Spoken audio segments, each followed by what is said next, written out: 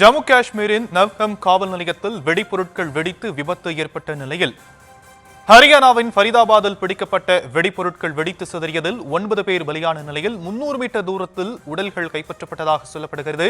இதில் பலர் கவலைக்கிடமான நிலையில் மருத்துவமனையில் அனுமதிக்கப்பட்டிருப்பதாக சொல்லப்படும் நிலையில் விவரங்களை நம்முடைய செய்தியாளர் வெங்கட்ரமணன் வழங்க நாம் கேட்கலாம். வெங்கட்ரமணன், 15 கிலோமீட்டர் தூரத்திற்கு இந்த சத்தம் கேட்டதா மக்கள் அதிர்ச்சியோடு சொன்ன நிலையில 300 மீட்டர் தூரத்துல உடல்கள் கிடந்ததா சொல்லப்பட்டிருக்கு. விவரங்கள் என்ன? வணக்கம் ஷாம். ஜம்மு காஷ்மீரில் நவ்காம் காவல் நிலையத்துல வெடிபொருட்கள் வெடிவிபத்து ஏற்பட்ட நிலையில 9 பேர் உயிரிழந்த நிலையில மேலும் பலர் கவலைக்கிடமாக மருத்துவமனையில் சிகிச்சை பெற்று வரக்கூடிய நிலையில இந்த வெடிபொருள் வெடிவிபத்து தொடர்பாக பல்வேறு தகவல்கள் என்பது கிடைக்கப்பட்டிருக்கிறது. கிட்டத்தட்ட இந்த வெடி விபத்துல 300 மீட்டர் தூரத்துல உடலுடைய பாகங்கள் சிதறி கிடந்ததாக அருகே இருக்கக்கூடிய பொதுமக்கள் தகவல் தெரிவித்திருக்கிறார்கள். ஹரியானாவின் ஃபரிதாபாத்தில் பிடிக்கப்பட்ட வெடிபொருட்களை அதனை ஆராயும் பொழுது இந்த வெடி விபத்து நிகழ்ந்ததாக தகவல்கள் முதற்கட்டமாக கூறப்பட்ட நிலையில இந்த வெடி விபத்தில் பலரின் உடல்கள் 300 மீட்டர் தூரத்திற்கு தூக்கி வீசப்பட்டிருப்பதாகவும் தகவல்கள் கிடைக்கப்பட்டிருக்கிறது.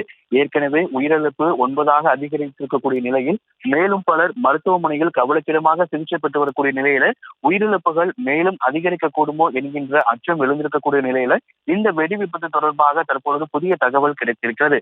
இந்த வெடி விபத்தின் பொழுது 300 மீட்டர் அந்த வெடி விபத்து நிகழ்ந்த பொழுது 300 மீட்டர் தூரத்தில் அதன் உடல்கள் சிதறி கிடந்திருப்பதாக தகவல்கள் கிடைக்கப்பட்டிருக்கிறது.